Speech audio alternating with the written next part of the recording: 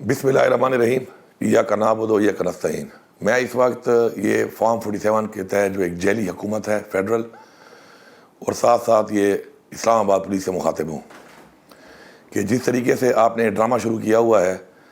اور آئے دن آپ یہ ڈرامے مزید کرتے جا رہے ہیں، یہ آپ کو بند کرنے پڑیں گے۔ میں آپ کو تنبیہ کر رہا ہوں اور بار بار تنبیہ کر رہا ہوں اس بات کی کہ آپ نے جو یہ ایک رواج شروع کر دیا ہے اس ملک کے اندر لا قانونیت کا، تو اگر آپ یہ سمجھتے ہیں کہ آپ اباؤ دلائیں ہیں تو ایسا نہیں ہے۔ ہم یہاں پہ ایک حکومت ہے، ہماری یہاں پہ ایک صوبائی حکومت ہے، اور ہمارے اپنے بہت سے رائٹس ہیں، فنڈامنٹل رائٹس بھی ہیں یہاں پر، ایز اے گورنمنٹ بھی ہیں اور ایز اے پاکستانی بھی ہیں۔ ہمارے ایک منسٹر، ایک ایم پی اے، ہمارے ورکرز، ہمارے 1122 کے سرکاری اہلکار، ہمارے پولیس کے سرکاری اہلکار جن پہ آپ نے جیلی پرچے کاٹ کے گرفتار کیا تھا، ان کی آج سنجانی کے کیس میں جج نے آج ضمانت کر لی۔ اس کے بعد جو آپ کا وتیرہ ہے ہمیشہ سے جو آپ نے اختیار کیا ہوا ہے،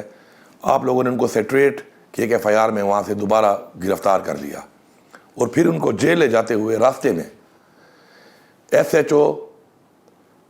یہ جو ترنول کا SHO ہے، اس نے اپنے ہاتھ سے شیشے توڑے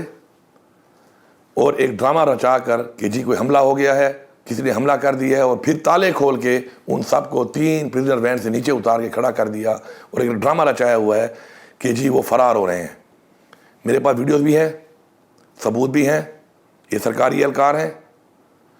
اس کے علاوہ میرے پارلیمنٹیرینز ہیں، میرے ورکرز ہیں۔ میں آپ کو بتا رہا ہوں کہ اس طرح کے ڈرامے نہ کریں آپ۔ میں آپ کو وارننگ دے رہا ہوں اس بات پر۔ عزت سے اگر آپ نے ان کو گرفتار کیا ہے، غلط کیا ہے، تو پھر بھی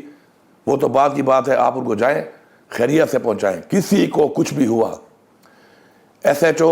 ترنول تم ذمہ دار ہوگے، تمہارے اوپر جو بھی DPO ہے وہ ذمہ دار ہوگا، اس کے اوپر DIG اور پھر IG اور پھر انٹیریئر منسٹر، تم سب ذمہ دار ہوگے اس کے۔ میں آپ کو ایک وارننگ دے رہا ہوں۔